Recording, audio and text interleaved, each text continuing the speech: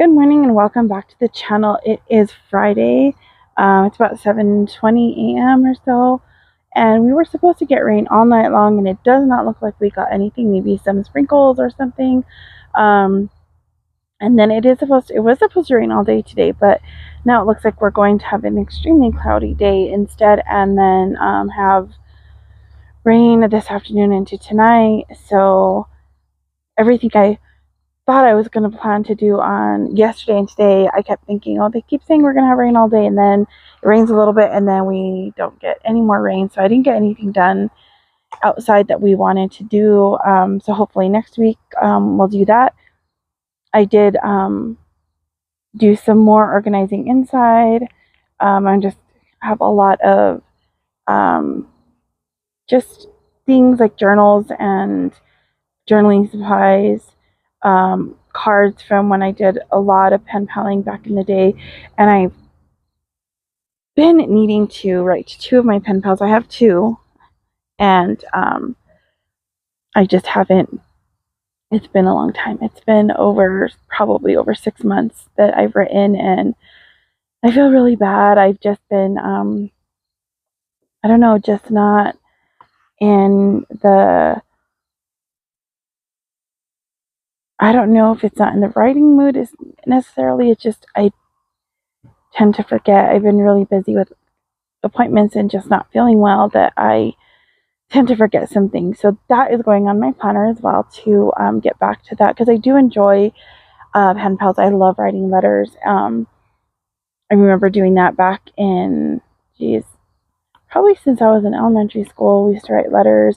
Um, I had a huge black trash bag full of them when I was in high school. Um, and I kept them like in that bag. I don't know why I had them in the bag, but I did, in my closet. And I remember going through them at that time, and I think most of them I must have gotten rid of, or they're somewhere packed away. I do have a few of them that were from back then. I think these ones were high school that I have some left from, and it's just interesting to go back and there's pollen falling off the trees or something and falling on me. Um, but uh, it's just interesting to go back and read some of those and see where I was at then and all that. And then I know I have some when I was right out of high school. I think I still have some from my friend Danelle.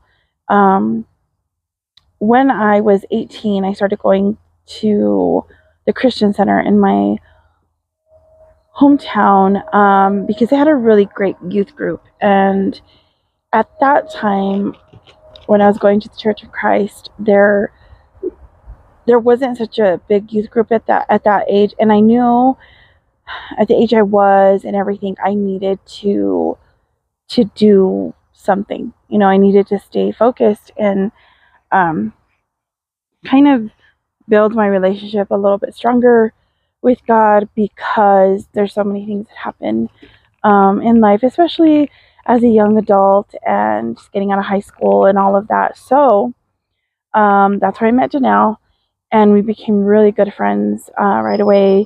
Um, Guys, they're at it again, right behind the camera. In a minute, I'll switch the camera over, and you guys can see the dogs again today. But we, I made a lot of good friends there, and we used to write letters to each other. And I still have a few of those, and it's just so interesting to see the difference, um, different seasons of life of how we think, how we write, how the friends that we have. And for the most part, I mean, I never had friends who would consider like bad influences on me or anything. I had really good friends. Um, and even the ones that were doing things that I didn't do, it didn't matter. It wasn't like, oh, now we can't be friends because you don't want to do such and such a thing. We were still friends. Um, and of course, I went through a lot of different phases in high school, of just the way we dressed. And I think I look back at some pictures and I'm just like, I had that haircut. I did that to my hair. Like I was probably in, must have been, I keep hitting the microphone. I forget I have it on out here. Must have been in middle school or so.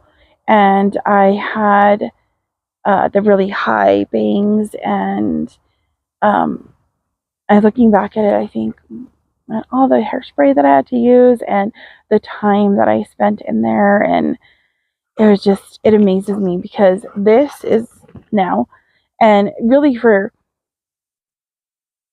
probably, I mean, in high school, I still, did some of that high hair thing. Well, I don't know if I did that because I think that style, I think I did maybe up until like 7th, 8th grade, maybe. I don't know. And then it was, instead of up, it was curled under and teased and whatever. I did that. Most of the time I had my hair shoulder length. I did have it short once because, well, I had no choice but to cut it. I was in 7th grade, and the reason I remember this is because I have a picture of it where I think, it may have even been the 7th grade yearbook picture. But anyway, my tia, my aunt, used to cut our hair and all the things, right? And so I had her dye my hair, and I used a henna dye. And with those dyes, when you use them, you need to use I think it's a glass or plastic bowl. You can't use any metal, no metal at all. And so, oh, there's cars passing. So she had, she had the gloves on. She did everything right except one thing. She had her rings on under her gloves. One of the rings she didn't take off, and it made a hole in the glove. So when she rinsed out my hair, you put your hand through your hair, whatever, it turned my hair green. And I had probably below shoulder length hair at the time, just not extremely long, but long enough. And so I tried, we tried all kinds of things, and it turned green from like about here down, and it had like some golden color in it as well. And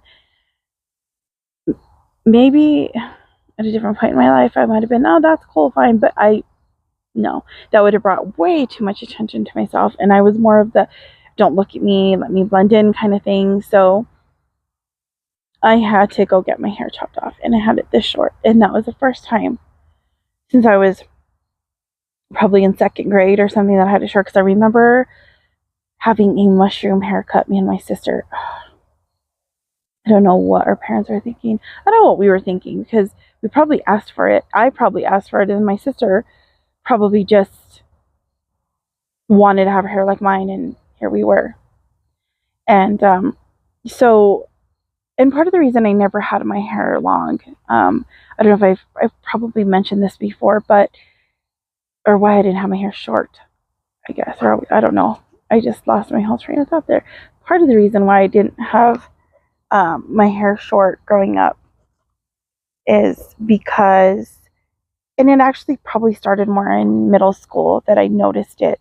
My skin on my neck, and you could see it here, sometimes it gets darker. And that really, really bothered me because I didn't know what was going on.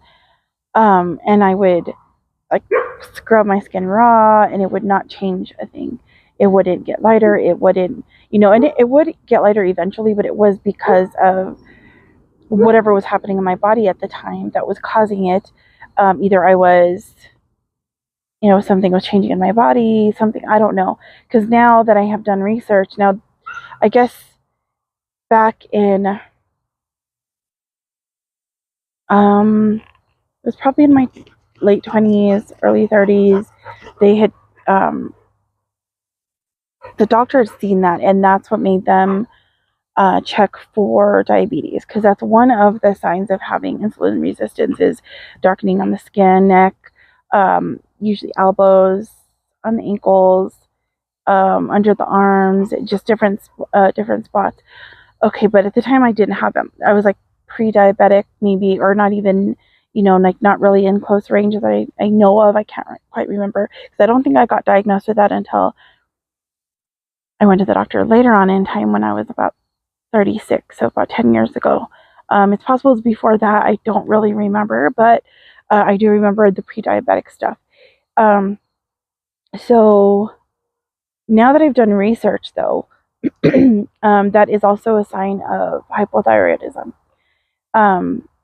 Where I read that, I can't remember, some website that I was reading, and so it's possible that that was going on because I wasn't diabetic then. So this could have been going, the hypothyroidism could have been going on since I was in middle school. So when I had to cut my hair like that, I didn't know which was worse, to leave my hair green or to cut it. The thing with that was, like, the cut it was probably better, but then I was always so anxious about the clothes I was wearing. So I would have, try to wear things that had higher collars, or I was always pulling up my shirt, and it was just, kids are mean, adults are mean, people are mean. That's just the way it is. There's always that handful that are just so awful, and it takes a lot to come to the point where it's either, we know there are some people who are just like that normally, they enjoy being mean and evil, but then a big portion of those type of people are usually coming from a place of hurt, a place of trauma, a place of something, but we don't know that when we're growing up. I didn't really ever understand that until more recently, because no one ever talks about that. And when people are just bullying you and making fun of you for being different, whether, for something that you can't control, like the darkening of skin, or just all sorts of different things. It's really traumatizing, and it's really adds to the anxiety. And I was already dealing with that anyway, so that's where I think the anxiety got worse, maybe, or I started feeling worse about myself and all of that. So that's why doing this new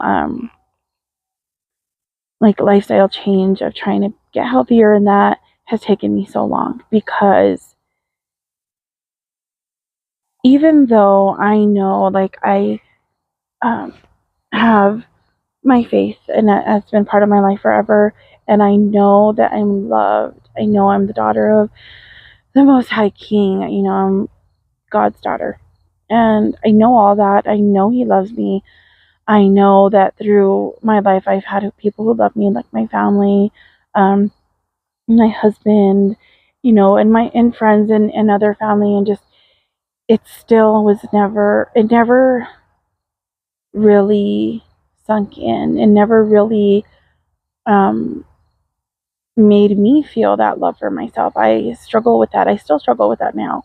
And so doing this lifestyle change, I think sometimes I needed these worsening health issues, I guess, in a way, to get me to wake up, because they would have gotten worse anyway, probably over time. But I think the fact that it's happened the way it did, and where 10 years ago, that I had to quit my job, and I was getting really sick with I don't know, whatever, if it was panic attacks, or if it was just I don't know. I really cannot figure out what was going on. Now, it could have been a lot of different medical things as well, but whatever was happening that forced me to quit, I think that was just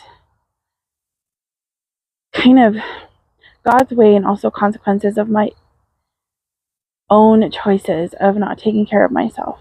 And, just, I needed to change. I needed to make these changes. And so here I am, failing and starting over, and failing and starting over. but I don't want time to pass without me trying at least to do this, because I know it's going to be hard and I know I can do it. And I just need to be motivated and focus and have accountability. And part of this channel, like I said before, is the accountability. And that is one of the reasons why I continue, because I wanted to quit quite a few times. I mean, just recently I was like, I just want to give up. I don't want to do this anymore. Because it's hard. It's hard to put your life out there, because I'm just waiting for that moment when you get those really awful comments. And, even just gaining subscribers and losing subscribers, even if it's one here or there, it's like, I get a couple and then I'll lose one. And it's like, what did I do? What did I do wrong? And I mean, and I got to understand that, yes, we're not everyone's going to like the channel, which is fine.